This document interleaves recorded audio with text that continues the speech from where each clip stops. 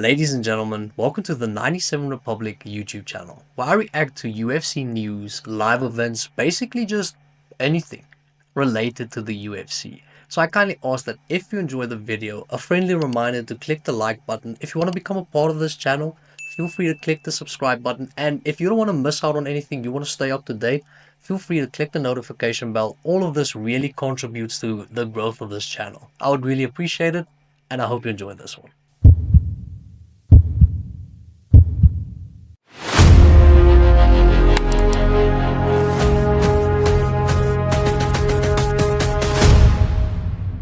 Ladies and gentlemen, on this week's episode of Top Knockouts, I think I screwed up the list. I think the order is incorrect. Even though I continuously watched it, went over it, did my due diligence, it feels like something just feels off. And I might have a bias towards certain fighters that I'm not even aware of, to be honest. And if you're new to the segment, basically what I do is every week, prior to a fight night event, prior to a pay-per-view event, I take all of the fighters on the main card of that event and I look at their best knockout. They only have one, best knockout. And then basically I just rank all of the fighters' knockouts from number 5 to number 1. Certain ones don't even make the list. And relatively speaking, even the worst ones are spectacular. So without any further ado, starting off this week's list of top knockouts at number 5, Ikram Aliskerov versus Phil Hawes. So Ikram Aliskerov started on Dana White's Contender Series in 2022, ended up winning via Kimura and received a UFC contract, and was so impressive in his first 2 fights within the UFC that it warranted him a fight against Robert Whittaker, and only his 3rd fight inside of the UFC. Now, we all know how that went. But in his UFC debut on the 6th of May 2023, Ikram Aliskerov fought Phil Hawes.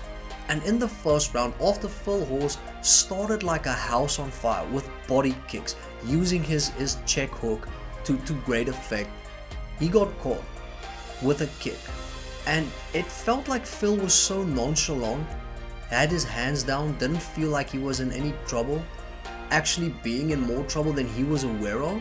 And then Ikram Aliskerov uncorked a 1-2 straight down Broadway and basically blasted Phil Hawes' doors off.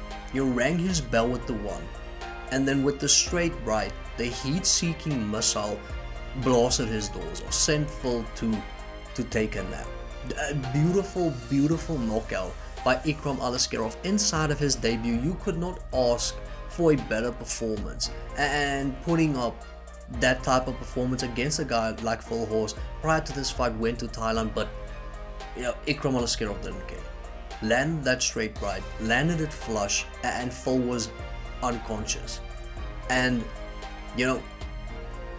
wasn't even necessary for follow-up shots. Jorge Masvidal might disagree, he was out.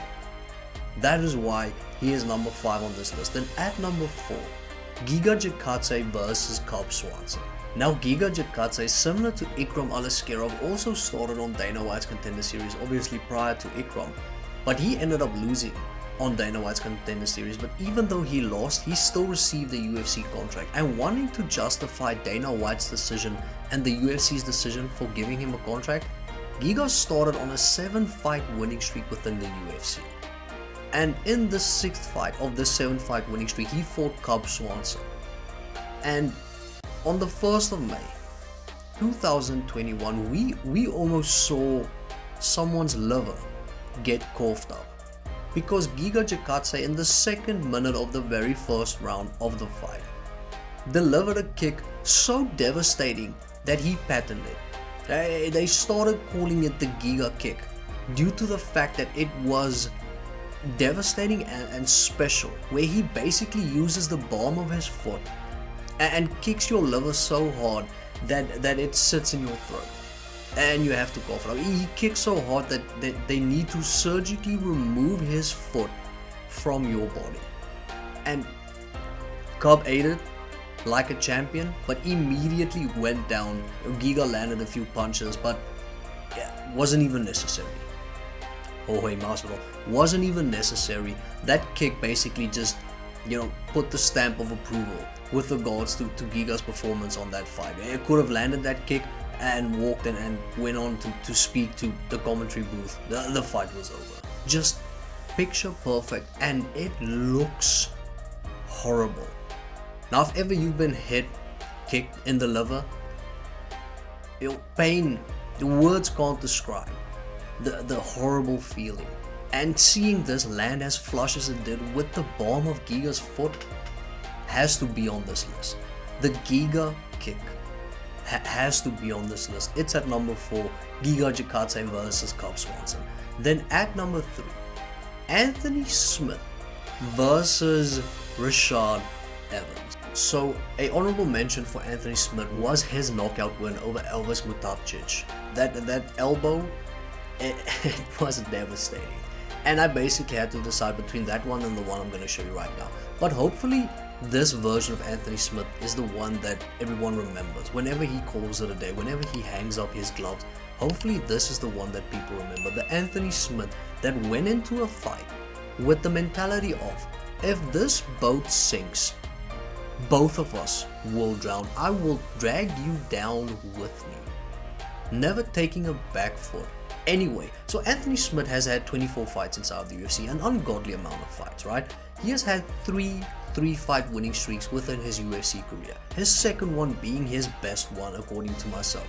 So after Anthony went on his first 3-fight winning streak, after that lost to Thiago Santos, a Thiago Santos who only John Jones could beat, a devastating figure at the time. But then Anthony made amends, went on his second 3-fight winning streak, beating the likes of Rashad Evans, beating the likes of Mauricio Rua and Volkan Oezdemir. Now sure, Rua and Rashad was at the latter ends of their career, but it is still an impressive victory for Anthony Smith. So he fought Rashad Evans, 9th of June 2018, and basically in the first round, not a lot happened. This was quick, due to the fact that got caught in the clinch, and wanting to jockey for position, Anthony Smith took that sneaky hand, the same one he used where he wrapped around Elvis's head and blasted him with the elbow, did the same to Rashad Evans, where he basically took the overhook around Rashad's neck, and as Joe Rogan in commentary said, he's looking for a knee. The finish wasn't even sentenced. Yes, the sentence wasn't even finished yet, and Anthony Smith landed that knee, knocking out Rashad Evans. Jorge Masvidal with the super necessary added one shot, and it was done. A brilliant performance by Anthony Smith in the first round. That knee landed as perfectly as you could have asked for, and it was good night. Devastating knee in the clinch. That sneaky hand he used the same thing against Elvis, and you'd think Rashad knew it was coming. Respectfully, Stevie Wonder could have seen that knee coming. Now, no disrespect to Rashad, he's a legend, but as soon as you saw Anthony's hand at the back of Rashad's neck, you knew that this was over. And Anthony Smith has had insane victories over the likes of Rashad Evans, Mauricio Rua, Volkan Oezdemir, Alexander Gustafsson. So let's remember this version of Anthony Smith, Lionheart, which justifies how he fought. Now, going on to number 2, Michel Pereira versus Danny Roberts. Now, Michel Pereira, a guy that is renowned for fighting like he is in a Tekken game, like he is being controlled by someone who doesn't know what they're doing and they're just spamming buttons. A madman within the UFC, and the poor guy that had to face him on his debut, 18th of May 2018, was Danny Roberts. And the first round started exactly as you would expect, with Michel Pereira sprinting, genuinely sprinting towards Danny Roberts and trying to catch him, jumping off the octagon fence. Madman, fighting like a crack addict with a light bulb. Just, you couldn't describe it, relentless. But in the second round, after Michel Pereira landed some good shots, landed a front kick, basically a somewhat of a giga kick, landed a straight right, at the end of the second round, Michel Pereira started to levitate. And as Danny Roberts was fixated on his fists and on his face, he didn't see the knee that was coming up. And listen, when that knee landed, Danny Roberts was out. He was out on his feet. Miguel Pereira prematurely sent Danny Roberts to the promised land. But then Danny got sent back because the job wasn't done. And then Miguel Pereira caught him with a straight right, and then he sent him to the promised land again. And this time Danny stayed there for a little while longer. R.I.P. Danny Roberts' soul. Respectfully, no man deserves this. This is basically the equivalent of modern day capital punishment, where you get someone executed in public. This was devastating. Miguel Pereira with the jumping knee, followed by the straight right, just to put the cherry on top. There's your appetite. Saturated. Insane. Miguel Pereira versus Danny Roberts at number 2 on this list. Then at number 1, Carlos Prates versus Jingliang. Now, honorable mentions for Carlos Prates would basically include his entire UFC career thus far. Every single fight he's had within the UFC could be on this list, could be number 1. His knockout over Trevor Giles, his knockout over Neil Magny, his knockout over Charles Radke. The Charles Radke one looked horrible. If you were in Charles Radke's shoes, it didn't look fun at all. So basically, Carlos Prates started on Dana White's Contender Series, ended up winning via, yes, knockout. Then received the UFC contract, and with the ambition to basically, finish every fight in the same manner that he finished his fight on Dana White's Contender Series. Devastating knockout, followed by devastating knockout, and in his third fight of the 4 fights he's had within the UFC thus far, he fought Jingliang, August 17th, 2024. And in the second round, after landing straight left, after straight left, taking its toll on Jingliang, Carlos Prates decided that enough, this fight is done. Because he caught Jingliang with a right hook followed by a left and sent Lee to a place he has never seen before.